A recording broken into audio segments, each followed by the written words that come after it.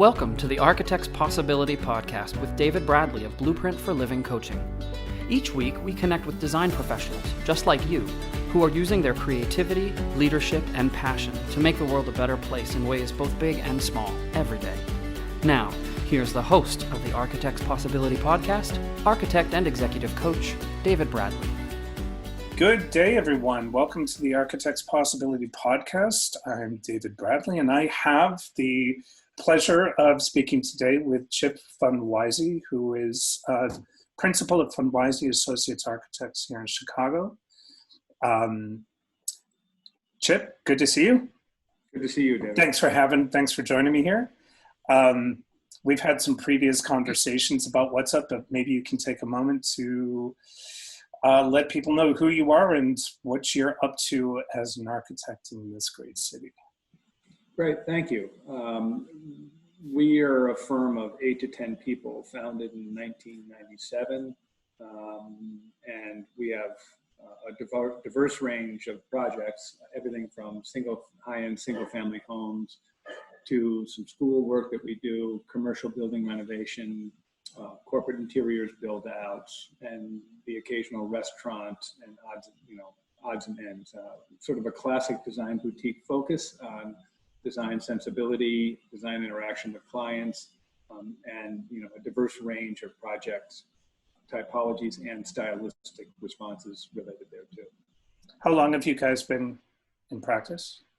We started in 97, had a brief hiatus where we merged in with a larger firm, and then the last 15 years I've been practicing as we are now, anywhere from as small as 5 or 6 during the 2008 downturn, and as large as 12 or 14, which was a little bit bigger than I would ideally like to be.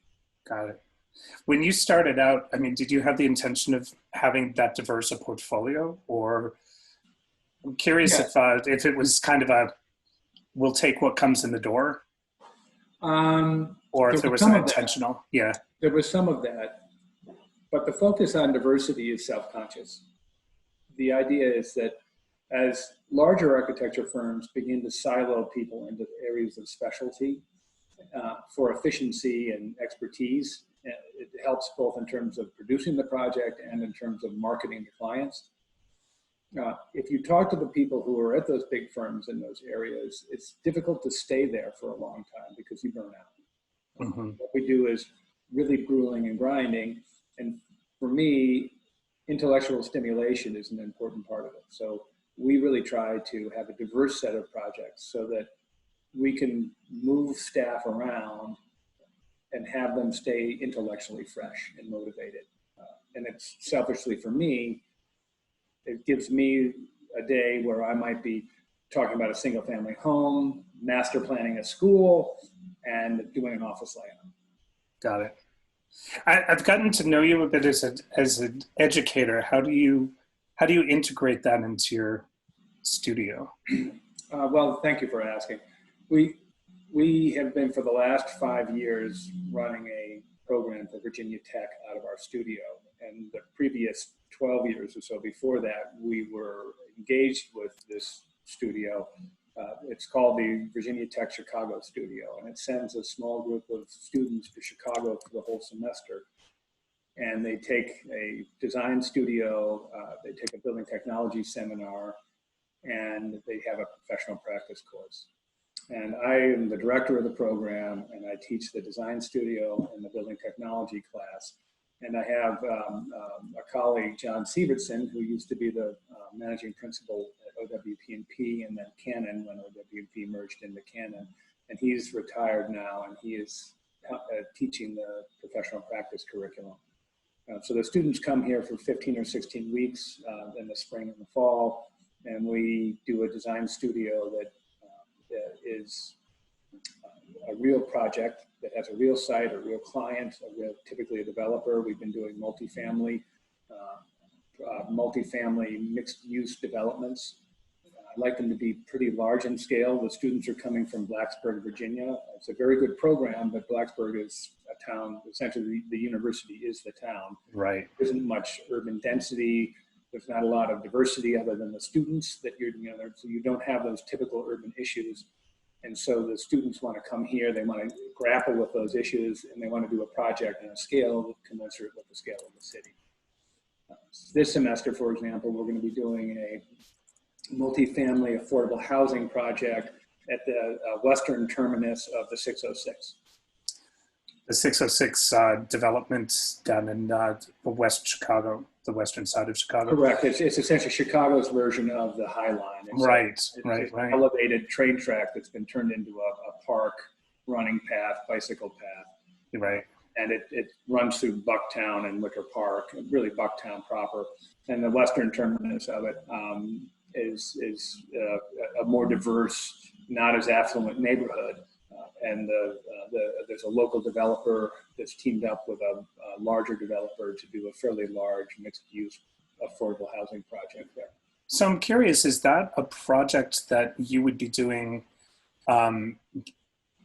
irrespective of the studio, the Virginia Tech studio? Is it something that was already in your firm and you've sort of brought students in to work on it, or is this a project specifically for the studio? We try to avoid that. It happened once where we started on a site with a developer and ended up working on it as a firm, but that's not the goal. The goal is to, and in fact, we don't specialize, or we don't specialize in anything, but we don't do much of that multifamily work. We've done some. Developers typically don't like our process. We want to have a lot more intellectual dialogue in the design process. And developers typically are much interested in that. But it's fun for our students to work on those projects because it's not real. The developer's not actually going to build the student projects. And so the students can actually have that intellectual discourse with it. And ironically, when they're not paying for it, most developers are actually kind of curious about that. How do architects really think when we're not telling them what to do? Right. What are the urban issues that we might be ignoring otherwise because we're focused on our bottom line? And it gives developers like working with us because it gives them the opportunity to have those discussions with the community through the students. They don't pay for that discussion. And our students get one heck of an experience doing it. And for the people in our office, you asked what the relationship is between the education and the practice. Our staff gets a lot of intellectual energy from the students and excitement around their projects and architecture. And when you're stuck in the rut of daily practice in architecture, the amount of intellectual energy and design focus that happens in every project, there's a big burst at the beginning of the project. And then it diminishes sort of every step along the way. And as you get into the desire and the vicissitudes of construction, you have to struggle to re-engage with those ideas. And having the students in the studio is really helpful. So they live upstairs. We live in our office is over on Ashland Avenue, and we have a storefront that has 2 apartments upstairs. It's a double storefront, one on the other side. 14 students live upstairs. They have studio space in our basement area and a classroom on our main studio floor that we pin up, and our staff sees the work, interacts with the students. It will be a little bit different this semester with COVID. Yeah, right. But it's really great. I have younger staff volunteer and becomes teaching assistants. More senior staff come in as design critics. They help me teach the technical component of the curriculum. So somebody will come in and help me give a lecture to the students on code. Somebody else will come in and help lecture on building enclosure. We bring all of our consultants in, so mechanical engineers, structural engineers, civil engineers, even our zoning attorney. And our attorneys, we bring different groups in, different semesters, come in and lecture to the students who help them, coach them, take their building through the basic steps of an architecture project, just like we would in the office. Sounds like an incredible practicum experience for the students. It is, and it's part of the curriculum. It's a 4th-year curriculum, 4th-year studio, and a 5-year degree program. The content of the studio is what's called the integrated studio. And it's the focus of the curriculum that brings all of the elements to bear into a real architecture project.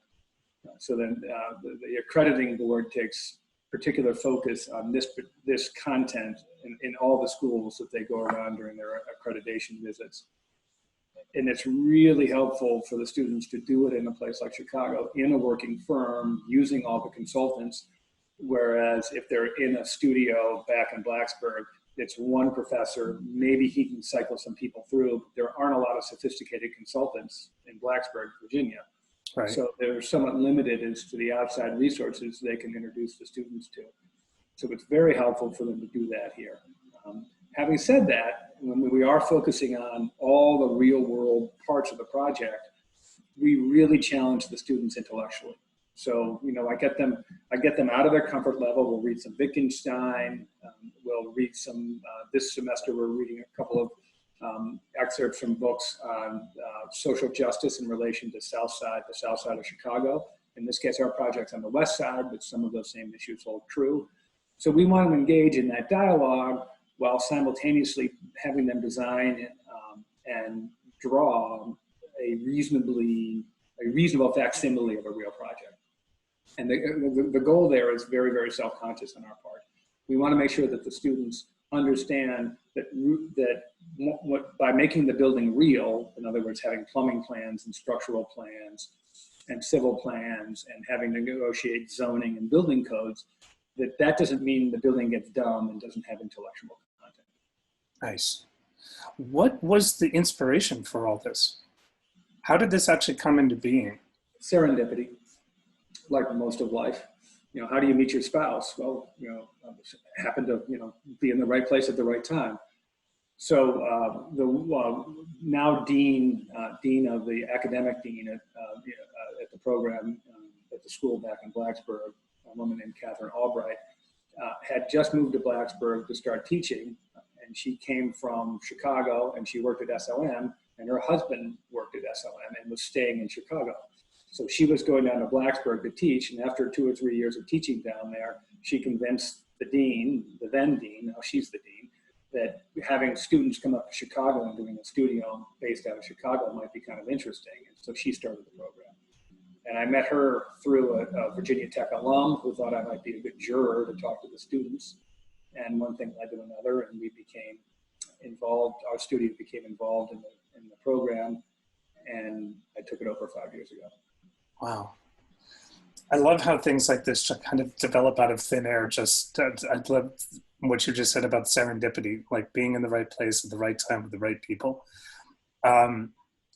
Where do you want it to go in the future? I know you mentioned COVID. I mean, that's obviously, has that had any impact right now in the immediate future for the program?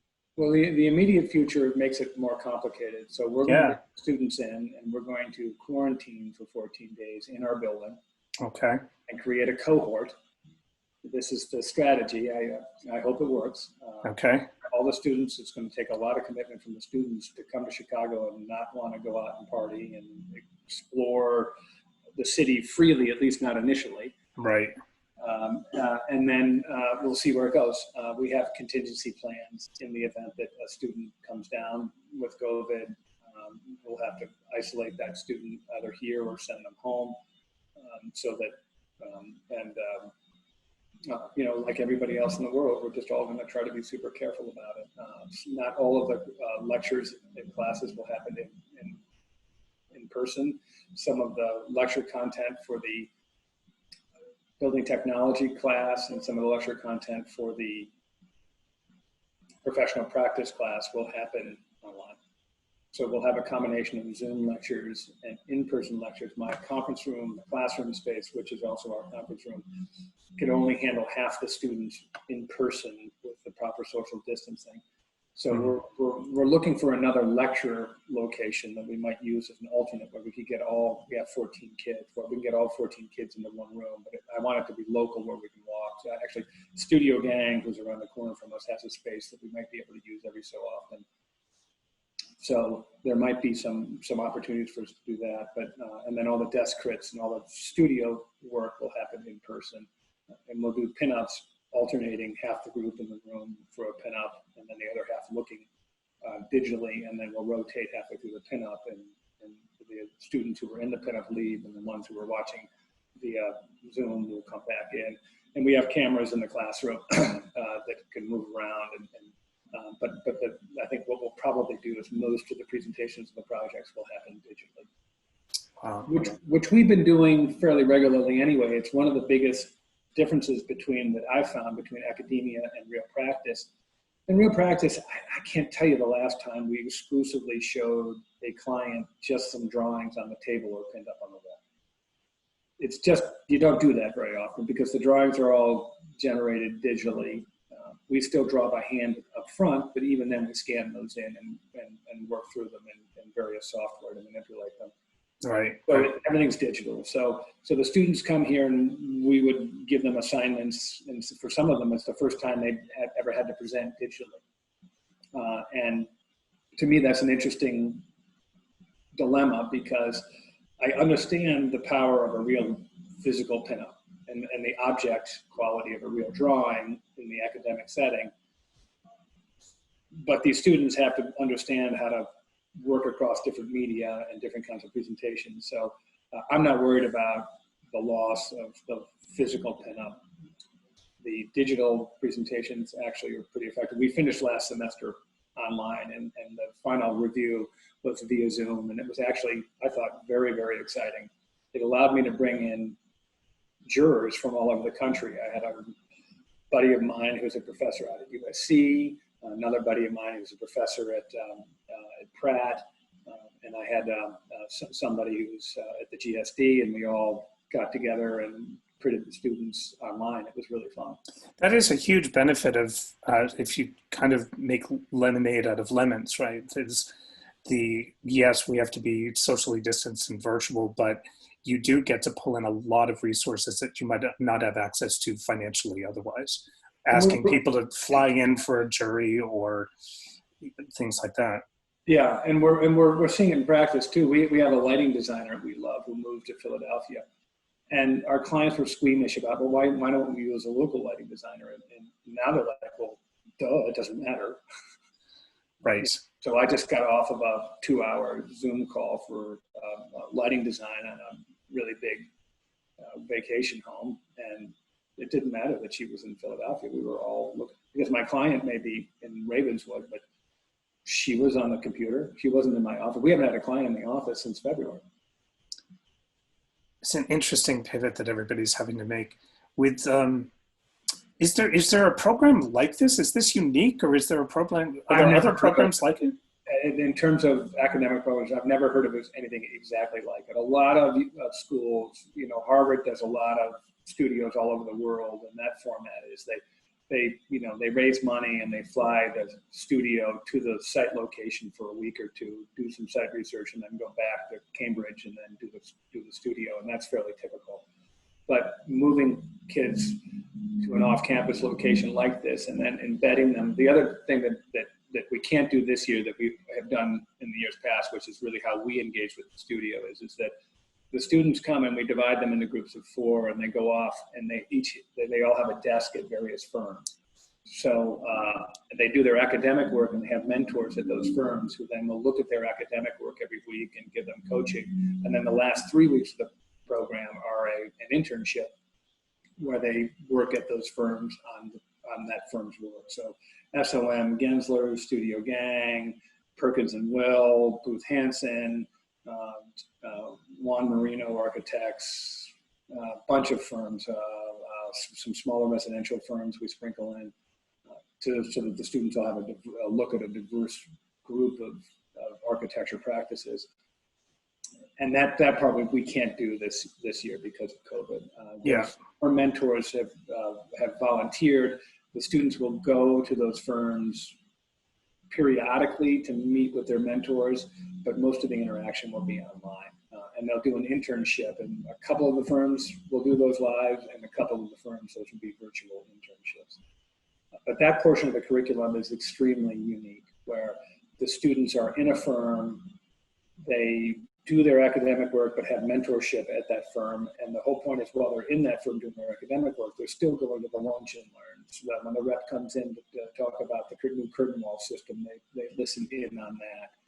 they get to look and see. We all know from our own experiences that when you were in school or when you were starting out in practice, you learned as much or more by being in the studio and looking around and seeing what peers and more experienced people were doing and modeling your behavior accordingly. So they get all of that during a normal semester when they can be live at the firms. Right. And that's pretty unique. I don't know of any practice any school that does that. There are other travel options, and Virginia Tech is trying to recreate this in San Francisco and Boston. They're new fledgling programs, and they were put on hold this year. That just wasn't as established, and so ours is the only one that is going forth. And they're struggling in those other cities because we're pretty unique. We have a facility here that just by luck, as I was starting to take over the program, we were looking for office space to buy. And I bought a building that allowed essentially us to become the Virginia Tech Chicago campus. And most firms don't have that situation. And so they struggle to find housing, find the studio space for the students to work in. Right. And so that's a hard model. And they're trying to do it in cities like Boston and San Francisco, where the real estate component of it is super expensive. And so the housing costs go through the roof, and it doesn't fit their cost model based out of Blacksburg, Virginia. Right. Where Chicago, actually, our housing situation is much better. It's still expensive, but in relation to those places, or New York, or even in some cases LA, we're much more cost effective, so the program works well. I can imagine too that the cohort or co-living experience probably is a huge part of it for the students to develop a sense of team and I think some semesters that goes very well, and the students sort of understand and get a lot out of the group living experience. There are 8 students in one apartment and 6 in the other apartment. Sometimes that works really well, and sometimes it only takes a couple of bad apples to make that really complicated for everyone. Yeah, I can imagine. And there's not much we can do about that. So it's that's part of life. And similarly, unlike most of their other academic work, but more like practice, we put them in teams of 2. These are big projects. So, anywhere from 300 to, 700,000 square feet of building, and anywhere from 150 to 600 units of housing, plus retail space, plus site planning, plus parking.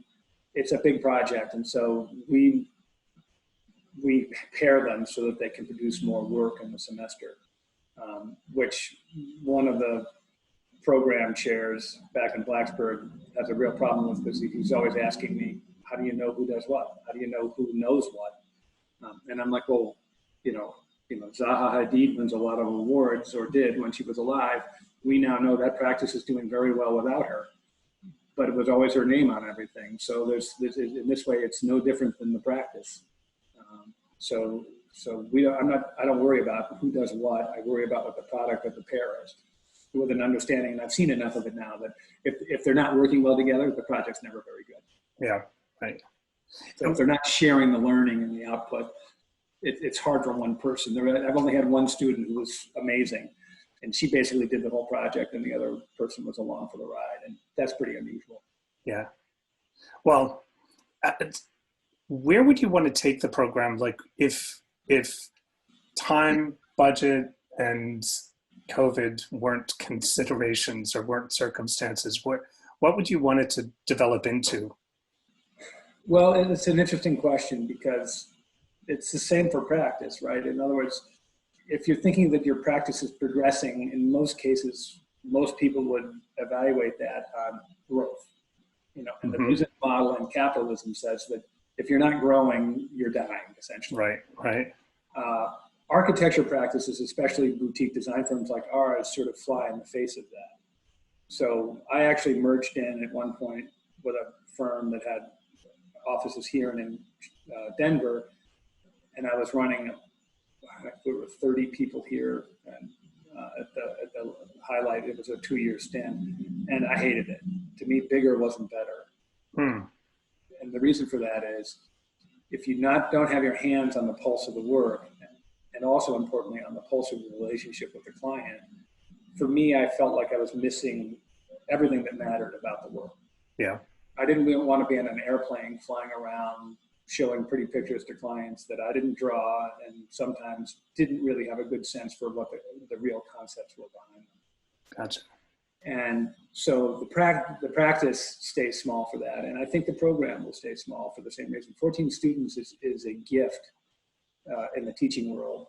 My peers down in Blacksburg have studios of 20 people. I know that's the same at IIT and UIC. It's hard to teach 14. I can't imagine teaching 20. So I don't want it to get bigger.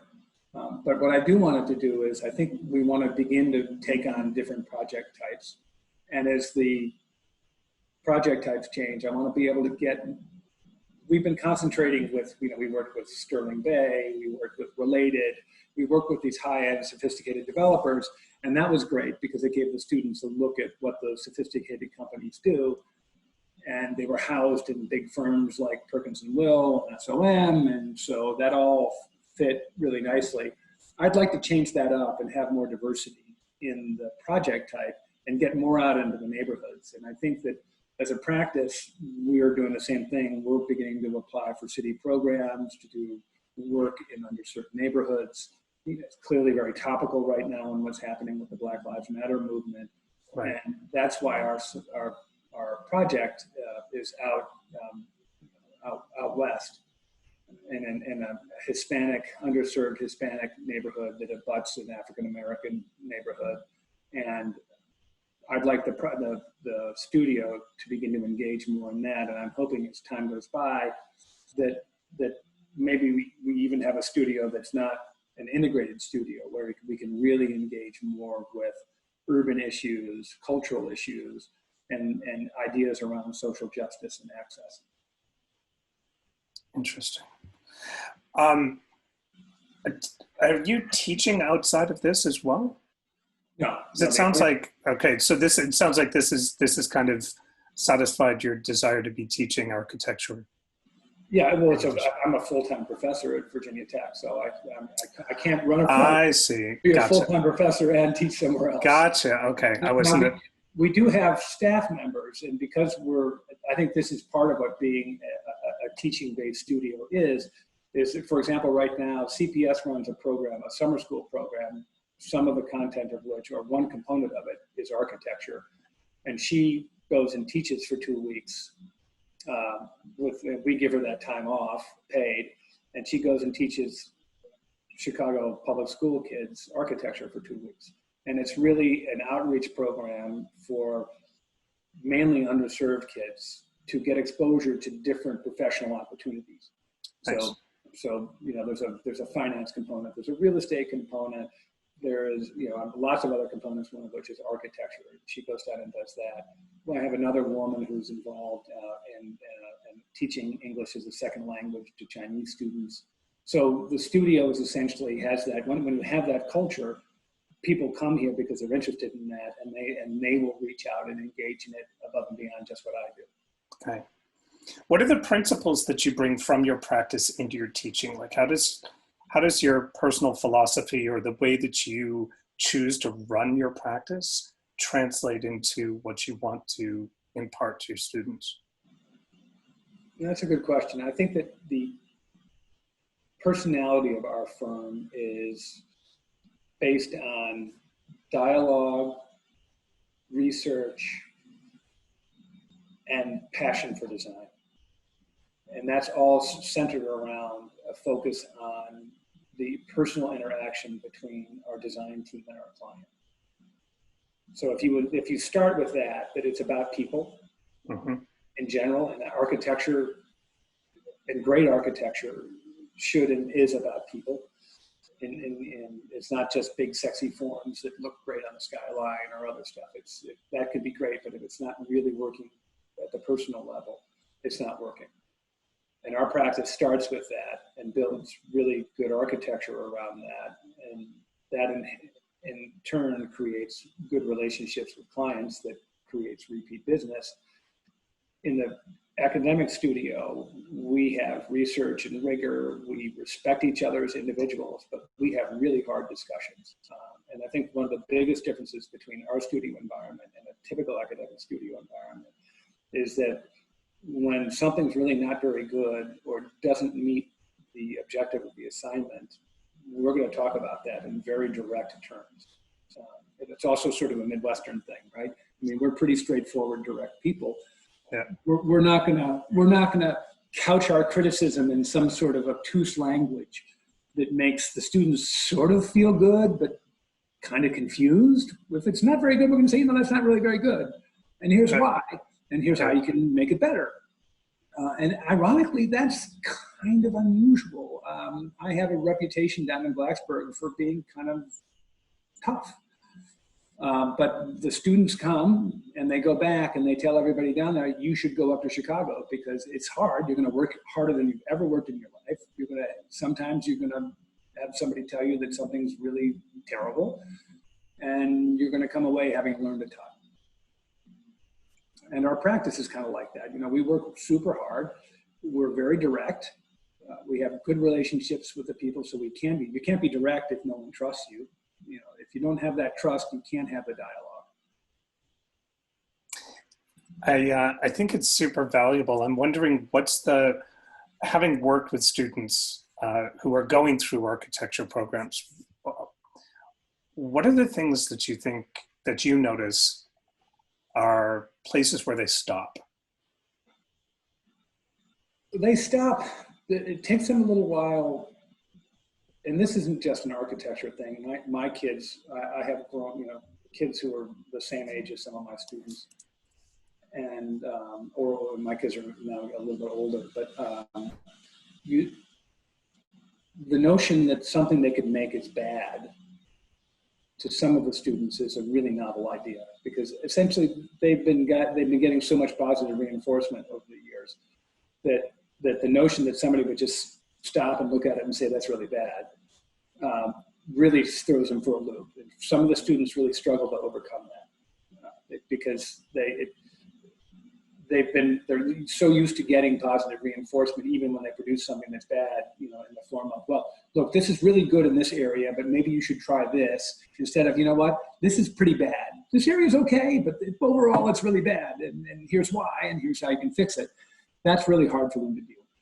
And when you're in the working world, if the client doesn't like something, they're just going to tell you. They're like, I paid all that money for this? Are you kidding me? Right. And hopefully that doesn't happen very much in our practices, but occasionally it does. And you can't let your emotions and your feelings get in the way. You have to listen hard and ask smart questions rather than get defensive to try to figure out how you can do better next time. And students struggle with that. But having said that, I think what I get out of it from the students and what my staff sees, and frankly, anyone who comes in contact with the students, the firms that they work with, our generation is concerned. I look at the world around us, especially right now with COVID, and it's hard not to get depressed. It's hard not to feel that things aren't going well. And to think, and as somebody who's in a position of leadership, at least on a small level in our small practice, it's hard not to feel some accountability and responsibility for that. And these students, by and large, look at the world, and they're not mad because our generation screwed it up and they're getting a raw deal, which basically they are. They're looking at it going, wow, look at all the stuff we can change. Let's not do what we've been doing all along. Let's do something different. On the sustainability side, they have that. On the social equity side, it's hardwired in. And in our generation, it's not. And we're all working really hard to overcome that. But for these students, the social equity component, the way they look at how people want to live together, for example, in a housing complex, our generation looked at an apartment building and said, darn right, separate the corridors. When I go in my door, that my house is my castle. I've got a rampart there, I'm going to pull the drawbridge up, and it's all about my space. And that wasn't that way for everybody, but a lot of I think it was. And you started with the me generation in the 60s and the 70s, and there was a lot of overlap between the way that space was designed and the way that people interacted. When everything's about how we feel and our feelings and how much money we're making in our career, these kids are wired differently. They want people to live together. They're always finding ways in the projects to overlap programs so that people interact with each other more often. It's just intuitive. And that is really exciting to see, and it gives you hope for the future. And if we're just siloed in practice the way that we would normally be, we don't see that in everyday practice so much. And so to have the students interact with us and to see that energy and excitement around how design and architecture can indeed have a dialogue and make the world a better place, it gives all of us energy and excitement around that. It's really cool because one of the questions I wanted to ask you is, what have your students taught you? And it sounds like I just heard a whole bunch about new perspectives and different ways to see things that might not have showed up if you hadn't been working. That's true. And then I think any educator would say that it also teaches humility, because I think I'm pretty well read. I practiced for 25 years. I've seen a fair amount of stuff. It's hard not to, at our age, I'm 55, 56 now actually. I'm pretending I'm going backwards a year. That we don't have sort of it figured out. And that's a dangerous way to be. And interacting with the students, whether it's about the social equity component of it that comes so naturally to them, or whether it's just about a mundane way to enter a building, they're just asking questions that I don't ask because I've been doing it so long that you sometimes fall into patterns of repetition. And there are a lot of different ways to do everything. And they have really good ideas sometimes that come out of left field. And sometimes I'm like, well, that's really not good. And then I'll come back, I'll think about it over the night after having met with them. I'll come back the next day and I'll sit down and I'll say, you know what? We need to have this discussion all over again, because I think what you were saying was absolutely right and I just didn't understand. Right. And that's, every educator I think goes through that. It's part of what's great about it, but it's also very humbling, because we're in this position of theoretically of sort of imparting knowledge. And when it comes back at you the other way, it's both exciting and humbling. What would be your advice to somebody who's looking to get into architecture, or who's in the throes of it, going through their education? So I have a son who's 23 years old, and he was a studio art major at a liberal arts college in New England. And he was declaring his art major.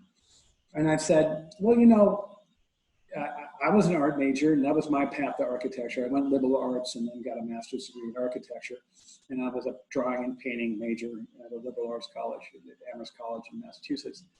And I asked him, why do you want to be an art major? And I was looking for a couple of specific answers, and it's really what you need in order to make a go in any creative profession. And he said, Dad, I'm really only happy when I'm making. And to me, that's exactly right. And we've talked about it since then, and he's now at a school in New York where he's building a portfolio to become a creative director in advertising. He didn't want to go the architecture route. He's actually interned for us several summers. He'd be, I think, a pretty good architect. But he's happiest when he's making. And to be an architect, you give up a lot. You have a lot of years of education. You work super hard in school. You're going to work really hard when you're in practice. But you're not going to make as much money as the amount of intellectual firepower and energy you put into it. If that same amount of intellect and energy was put into banking or real estate or law or medicine, the compensation would be much higher. So what's going to balance that? And there has to be at its core something else that's going to drive you. And I describe that as you got to make.